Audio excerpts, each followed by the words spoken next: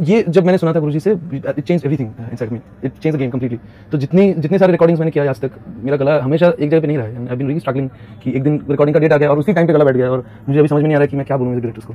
But I have only remembered that suggestion that my guruji has given me, don't worry about it, go there, जो भी गले का हालत है उस हिसाब से गाओ। जहाँ पे अगर ये पहला नंबर 1 अगर आ गया तो बाकी सारा बहुत ईजी है, बिकॉज वो जो रूल्स होता है, ये रूल, वो rule, third rule, 7th rule, ऐसा कुछ रूल नहीं है लाइफ में, nothing else. It's just your voice has to be like a poem, like an expression, like see, like what you have to say. It's just up to that. Lyrics, understand lyrics, deliver it.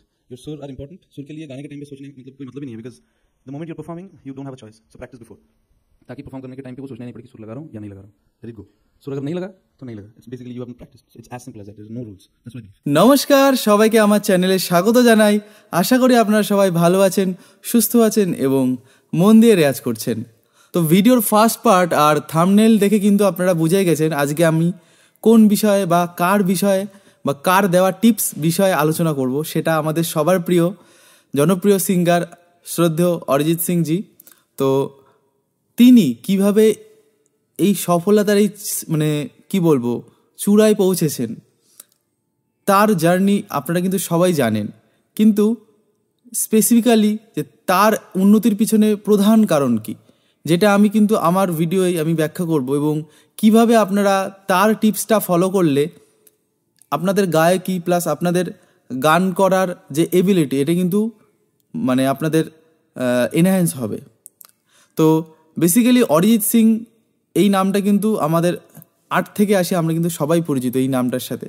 তো ওনার সম্পর্কে বলার মতো অত আমি কিন্তু অভিজ্ঞ হয়ে ওঠেনি, কিন্তু আমার ছোটোবেলা থেকে মানে আমাদের মতো যারা ইয়ং জেনারেশনরা গান বাজনা করছেন, বিশেষত আমার ক্ষেত্রে আমি যখন ক্লাস 10-এ পড়তাম, আমার এখনও মনে আছে একটা গান রিলিজ হয়েছিল, ফির লে আয়া দিল। তো এই গানটা তখনও কিন্তু আমাদের সময় ইউটিউব ইন্টারনেট অত কিন্তু অ্যাভেলেবেল ছিল না, কোনোভাবে সাইবার ক্যাফে থেকে আমি গানটা শুনেছিলাম, মানে সেখান থেকে যে গান ডাউনলোড করে নিয়ে আসতাম ফোনে, ছোট্ট তখন মেমোরি কার্ড থাকতো। তো প্রথমেই কিন্তু ওই গানটা শুনে আমার এত ভালো লেগে গেছিলো, তখন কে অরিজিৎ সিং আমরা কিন্তু কেউই চিনতাম না। তো সালটা 2012 সাল, সেই সময়ের কথা বলছি। তো তারপর থেকে কিন্তু তার জার্নি এবং তার যে মিউজিকের প্রতি এই এত বড় ইন্ডাস্ট্রিতে অবদান, সেটি কিন্তু আমাদের সবার চোখের সামনে। তো অরিজিৎ সিং জি কিন্তু আমাদের সবার অনুপ্রেরণা, এবং আমাদের মতো ইয়ং জেনারেশনের কিন্তু সবথেকে বড় অনুপ্রেরণা। মানে আমি তো প্রোগ্রামে গেলে ওনার গান তো মানে গেয়েই বেড়াই বলতে গেলে, এবং আমার যত আনপ্লাগড যে আমার চ্যানেলটা আছে সেখানে কিন্তু ওনার গানই অনেক ম্যাক্সিমাম, কারণ আমি ওনার অনেক বড়ই একটা ভক্ত বলতে পারেন। এবং তাকে ফলো করা বা তার যে লজিক, সে কীভাবে মিউজিকটা করছে সেইটাও কিন্তু আমি মানে চেষ্টা করি বোঝার। এবং শুধু অরিজিৎ সিং না, আমি কিন্তু সবার মিউজিকটাকে কিন্তু বোঝার চেষ্টা করি, কারণ এর আগে কিন্তু আপনারা আমার সব ভিডিও দেখেন। আমি শ্রদ্ধেয় পণ্ডিত অজয় চক্রবর্তী, শ্রদ্ধেয় কৌশিক চক্রবর্তীজির ভিডিও নিয়ে কিন্তু আলোচনা করছি, শ্রদ্ধেয় আশা ভোসলে, শ্রদ্ধেয় কিশোর কুমারজি, সবার ভিডিও কিন্তু আমি নিয়ে এসেছি। তো অরিজিৎ সিং জি ওনার কিন্তু কোনো ভিডিও আমি কিন্তু মানে ওনার রিলেটেড কিন্তু আমি কোনো ভিডিও বানাইনি। তো সেই জন্য কিন্তু আজকে একটু ভিডিও জাস্ট একটুখানি আমি ভিডিওটা বড় হতে পারে, কারণ আমার খুবই ভালো লাগে ওনার বিষয়ে এত কথা বলতে, কারণ উনি আপনারা সবাই জানেন যে এত ডাউন টু আর্থ পারসন, যে জিয়াগঞ্জে থাকেন কিন্তু চালিয়ে বেড়ান ওই সাধারণ আমরা যেরকম ড্রেস পরি এবং একটা স্কুটি নিয়ে ঘুরে বেড়ায়, এটা কিন্তু সোশ্যাল মিডিয়া আপনারা সবাই দেখেন। তো সেখান থেকে মানে পশ্চিমবঙ্গে তথা ভারতের 1 নম্বর প্লেব্যাক সিঙ্গার হওয়া, এবং সেটাকে এত বছর ধরে কিন্তু কন্টিনিউ বেসিসে সেই জায়গাটা থাকা, তো তার জন্য কিন্তু বিশেষ কিছু আমি বলবো যে ডাউন টু হার্ট হওয়াটা খুব ইম্পর্টেন্ট। মানে আমরা গান বাজনা করি, প্রথমেই একটু গান শিখে গেলে বা গান পেরে গেলে প্রথমেই কিন্তু আমাদের মানে আশা প্রত্যাশা অনেক হাই থাকে যে একটু গান গাইতে পারি, আচ্ছা অমুক জায়গা থেকে ডাকবে প্রোগ্রামে, অমুক চ্যানেলে আমি শো করতে যাব। তো সেইগুলো কিন্তু মানে গান বাজনার ক্ষেত্রে সেগুলোকে ফেলে দিতে হবে, কারণ আশা প্রত্যাশা আমরা কিন্তু সবাই রাখি গান বাজনা করার ক্ষেত্রে। কিন্তু আপনি একটা মানে বিষয় আপনি লক্ষ্য করবেন, মিউজিককে আমরা কতটা সময় দিই। আমরা তো সবাই চাই যে নাম হোক, যশ হোক, গাড়ি হোক, বাড়ি হোক, টাকা পয়সা হোক, কিন্তু সঙ্গীতের থেকে আমাদের সব দেবে আমরা যদি মিউজিকটাকে সেভাবে ফলো করি। কিন্তু আমরা মিউজিককে বা আমরা সঙ্গীতকে কতটা সময় দিতে পারছি, সেই সময়টা কিন্তু বোঝার বিষয় আছে। তো যাই হোক, এটা আমার জাস্ট একটুখানি বললাম না একটু বেশি বড় ভিডিও হয়ে যায় মানে ওনার বিষয়ে কথা বলতে গেলে। তো ফার্স্ট যেটুকু আপনারা ক্লিপস দেখলেন যে গান গাওয়ার ক্ষেত্রে যখন আপনি কোনো একটা গান পারফর্ম করেন তখন কিন্তু আপনাকে সেই গান বিষয়ে ভাবলে হবে না। মানে আপনি একটা গান যখন গাইছেন, স্টেজ হোক কিংবা বাড়িতে করছেন, তো তখন কিন্তু আপনাকে ওর আগের স্টেপটাকে খেয়াল করতে হবে যে আমি কি বাড়িতে প্র্যাকটিস করেছি, আমি কি গানটা 100 বার 200 বার 500 বার গেয়েছি, গেয়ে কি আমি স্টেজে যাচ্ছি। হঠাৎ করে 2 বার গান গেয়ে আমি চলে গেলাম, তখন স্টেজে গিয়ে আমি বেসুরো হয়ে গেলাম। তো তার কারণ কি, যখন আমরা গানটা তুলি তখন কিন্তু খুব ভালোভাবে আমাদের প্রিপেয়ার করতে হয়। এবং এক্ষেত্রে আপনারা আমাকে বলেন যে স্টেজে মানে পারফরমেন্স যে অ্যাংজাইটি, যে নার্ভাস লাগে, এইটা কিভাবে কাটাবো। এইটার কাটানোর সবাইকে একটাই কথা বলি যে আপনারা প্রচুর প্র্যাকটিস করবেন যে গানগুলো পারফর্ম করবেন। ইদানিং আমি তো অনেক জায়গায় স্টেজ পারফর্ম করি। আগে যখন আমি প্রথম দিকে স্টেজ পারফর্ম করতাম আমার বলে না, সবারই কিন্তু আমাদের একটু নার্ভাস ফিল হয়। তো তার জন্য কি হয়, গলা কিন্তু চোকড হয়ে যায় বা একটু বসে যায়, যেটা অরিজিৎ সিং এর ভিডিওতে বলছে। তো সেই ক্ষেত্রে কিন্তু আপনাদের যেটা বললাম যে বারবার গানটা প্র্যাকটিস করে রাখবে এতভাবে যাতে গানটা সম্পর্কে আপনার সব কিছু মধ্যে থাকে, মানে লিরিক্স থেকে শুরু করে সুর থেকে শুরু করে সব কিছু। তাহলে কি হবে, স্টেজে গেলে কিন্তু আপনাদের কোনো সমস্যা হবে না গান গাইতে গেলে। कुछ मतलब there is no hard and fast rule कि ऐसा ही करना है, ऐसा करने से ऐसा होगा, वैसा करने से वैसा होगा, ऐसा रूल नहीं होता है। जितना मैंने सीखा है उस हिसाब से I have always understand from my गुरु कि एज अ सिंगर गला इम्पॉर्टेंट नहीं है। गला is basically your machine, you have that system inside you, और उसके बारे में नहीं सोचना है। তো উনি কিন্তু বলছে যে এখানে কিন্তু কোনো হার্ড অ্যান্ড ফাস্ট রুল নেই, যেটা আমি আমার প্রত্যেক ভিডিওতে বলি যে রেওয়াজ করতে হবে এবং রেওয়াজের উপরে কিন্তু সব কিছু ডিপেন্ড করছে। এবং সেই রেওয়াজটা শুধু গলার রেওয়াজ না, বারবার আমি কিন্তু এর আগের ভিডিও বলেছি যে ক্লাসিক্যাল শিখলে সবসময় যে রেওয়াজ করতে হবে তা কিন্তু না। তো সেরকমই উনি বলছেন যে এইটা করলে এইটা হবে, মানে আমি এইটা করলে এইটা পাবো, এরকম কোনো হার্ড অ্যান্ড ফাস্ট রুল নেই। মানে সব কিছু কিন্তু আমাদের প্যারালালি কিন্তু প্র্যাকটিস করতে হবে, প্লাস যেটা বলি প্র্যাকটিস করতে হবে এবং রেওয়াজ করতে হবে। তো এইটাই হচ্ছে ব্যাপার যে প্র্যাকটিস করতে হবে। এবং উনি বলছেন যে আমাদের গলা কিন্তু জাস্ট একটা যন্ত্র।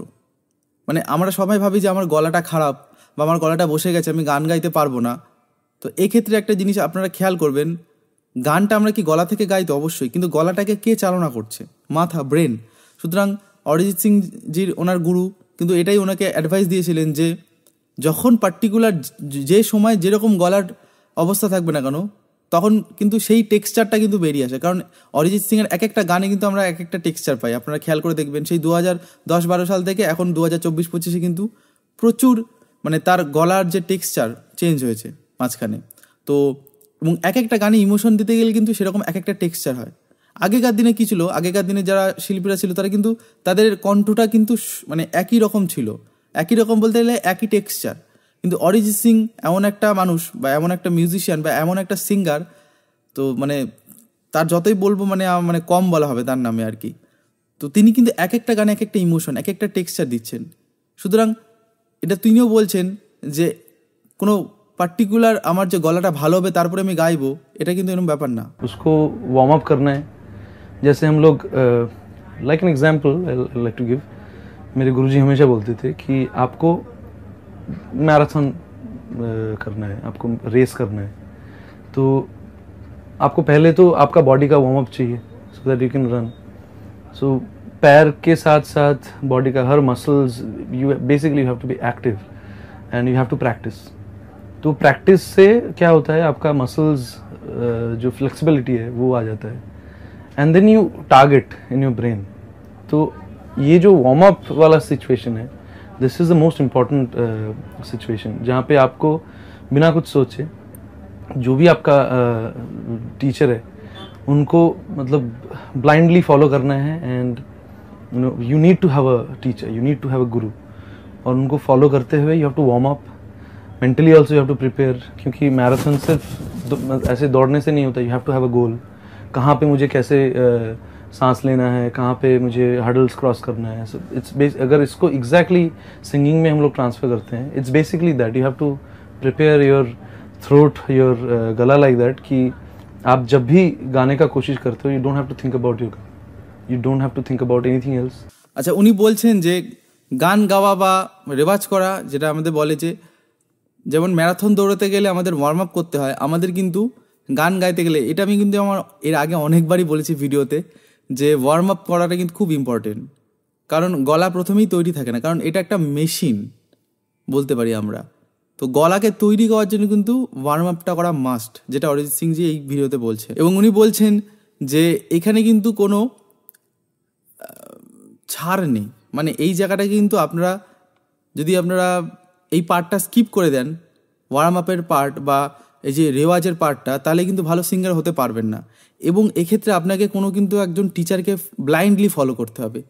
টিচার অর্থাৎ গুরু, যিনি আপনাকে সঙ্গীতের বিদ্যা দেবেন, তো তাকে কিন্তু ব্লাইন্ডলি ফলো করতে হবে। অর্থাৎ আপনি যে গুরুকে চুজ করেছেন ঠিকভাবে, তো তাকে কিন্তু ভালোভাবে অনুসরণ করতে হবে। मुझे जैसे प्रॉब्लम होता था पहले मेरा गला टूट जाता था। बहुत बार ऐसा होता था कि रिकॉर्डिंग के पहले गला टूट गया, स्टेज के पहले टेंशन में गला बैठ जाता था। ये mostly I have seen singers के साथ ये होता है कि हम लोग ना बहुत परहेज करते हैं कि ये नहीं खाना चाहिए और ये नहीं करना चाहिए, ये ठंड नहीं लगाना चाहिए। अल्टीमेटली कुछ नहीं होता है। अल्टीमेटली तो आपका गला है अपने आप ठीक होगा। आई थिंक बहुत नेचुरल प्रोसेस है ये। गले को अपने हिसाब से रेस्ट देना चाहिए, गले को उतना ज़्यादा पुश नहीं करना है कि आपका गला बैठ जा सकता है। आपको you have to be careful about your voice. এবং উনি বলছেন যে ওনারও কিন্তু প্রোগ্রাম বা পারফরমেন্সের আগে কিন্তু মাঝে মাঝে গলা ভেঙে যেত বা গলা বসে যেত।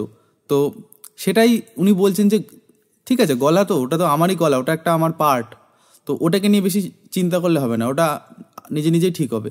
এবং সবাই বলছে যে এটা খেলে ওটা হবে না, এটা ঠান্ডা লাগাতে দেওয়া যাবে না। তো অ্যাকচুয়ালি এটার মানে উনি এটাই বলতে চাইছে যে যাই হোক না কেন আমার ওটা তো গলা, এবং গলাটাকে চালানো ব্রেন, এবং সেটাকে পর্যাপ্ত পরিমাণে রেস্ট দিলে অবশ্যই আবার ঠিক হয়ে যাবে, তারপরে আবার সুন্দর করে গাইতে পারবেন। সুতরাং এটা একটা ন্যাচারাল প্রসেস, এটাকে ওভারকাম করতেই হবে। And at the same time अगर गला बैठा भी है, you can still sing, it will sound different. आपका जो टेक्सचर है गले का वो शायद एग्जैक्टली वैसा नहीं रहे जो नॉर्मली रहता है, but you can still sing, it will give a different flavour actually. এবং উনি বলছেন যে এই যে বসা গলা বা একটু যদি চোখ ভয়েস হয়, তাও কিন্তু আপনি গাইতে পারবেন, কারণ আপনি গান করছেন মাথা থেকে। এটা সা পা, এই যে আমি স্বরগুলো বলছি বা কোনো গান গাইবো, সেগুলো কিন্তু আমার ব্রেন আমাকে চালনা করছে। যতই আমার গলা খারাপ থাকুক, সেটা সাউন্ড ডিফারেন্ট করবে, টেক্সচারটা চেঞ্জ হয়ে যাবে, কিন্তু আপনি গান গাইতে পারবেন। गाना तो दिल से है, गाना दिमाग से है। आपको कैलकुलेशन जो है, आपका टेक्निकल कैलकुलेशन, जो आप सुर का जो कैलकुलेशन है वो आप दिमाग से करते हो, और उसको नेचुरली आप प्रैक्टिस करके याद करते हो। उसके बाद you forget about that also. So basically it's a process of unlearning things. आपको you have to be a singer, at the same time you have to become a non singer and deliver. এবং উনি বলছেন যে দুটোভাবে গাইতে হয়, দিল say and দিমাগ সে। অর্থাৎ গায় কি দিয়ে, মানে ফিল, যেটা আমরা বলি ফিল, এবং টেকনিক্যাল যেসব বিষয়, যে সুরের চলন, কোথায় কতক্ষণ দাঁড়াবো, কোন নোটে কি করব, কোন নোটে শ্বাস নেবো, এই যে টেকনিক্যাল বিষয়গুলো, আলটিমেটলি কিন্তু এইগুলি আমার ম্যাটার করছে। আমার গলাটা যতটা না ম্যাটার করছে, আমি কতটা ফিল করে গাইতে পারছি, কতটা গায়কি দিয়ে গাইতে পারছি, কতটা টেকনিক্যালি সুরে গাইতে পারছি, এইগুলো হচ্ছে ম্যাটার করছে। ये जब मैंने सुना था गुरुजी से, it changed everything inside of me, it change the game completely.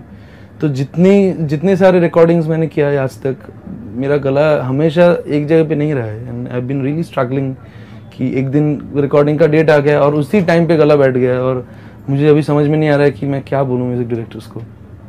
But I have only remembered that suggestion that my guruji has given me कि don't worry about it, go there, जो भी गले का हालत है उस हिसाब से गाओ। তো তারপর উনি বলছেন যে এই বিষয়টা যখন তিনি ওনার গুরুজির কাছ থেকে জানতে পারলেন, যে প্রথমে আমাদের টেকনিক্যাল এবং ফিলটা বুঝতে হবে, তারপরে কিন্তু একজন নন সিঙ্গারের মতো গাইতে হবে। মানে আমি শিখবো, শেখার পর একদম আমি শিখার মতো গাইবো, অর্থাৎ আমি কিছু জানি না, ডেলিভারিটা সেরকম করব।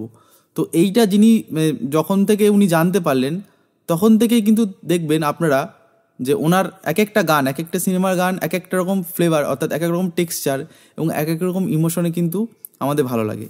তো এটাই হচ্ছে ফ্যাক্ট যে উনি যদি বুঝতে পারেন তো উনি কিন্তু সেইগুলোই আমাদের বোঝানোর চেষ্টা করলেন এই ভিডিওর মাধ্যমে। এবং আমিও কিন্তু আপনাদের সেটাই আমার ম্যাক্সিমাম ভিডিওতে বলি, গান কিন্তু আমরা মাথা থেকে গাই, গান কখনোই আমরা গলা থেকে গাই না। মানে গানের যে মেন অনুপ্রেরণা এটা আমাদের দিল অ্যান্ড দিমাগ, নট আমাদের গলা। অর্থাৎ আমাদের মন প্রাণ এবং আমাদের মাথা, আমাদের মস্তিষ্কর সাহায্যে কিন্তু আমরা গান করি। গলাটা জাস্ট একটা মেশিন বলতে পারেন আপনারা, যে এটা মাধ্যম, মিডিয়াম। এটা আমাদের কণ্ঠ, আমাদের জাস্ট একটা মিডিয়াম। বারবার আমি এই কথা বলি। এই যে এখানে আপনারা বলতেই পারেন যে অমুকের কণ্ঠ ভালো, অমুকের কণ্ঠ খারাপ। তো সেক্ষেত্রে ভালো খারাপের কণ্ঠ কখন বিচার হচ্ছে, যখন কেউ একটু সুরের যদি পারফেক্ট হয় তখন দেখবেন যত খারাপ কণ্ঠই থাকুক না কেন টেক্সচার ওয়াইজ তার আপনার ভালো লাগবে। কিন্তু পারফেক্ট সুরে হলে কখনো আপনার মানে এটা খারাপ লাগবেই না।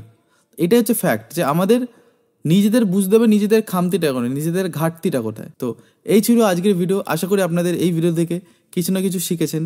তো যারা আমার কাছে পার্সোনালি অনলাইন ক্লাস করতে চান তারা এই নাম্বারে কল বা হোয়াটসঅ্যাপ করে ডিটেলসটা জেনে নিতে পারেন। তো দেখা হবে অন্য কোনো ভিডিও, অন্য কোনো পর্বে। ততদিন অবধি ভালো থাকুন, সুস্থ থাকুন এবং মন দিয়ে রেয়াজ করুন। ধন্যবাদ।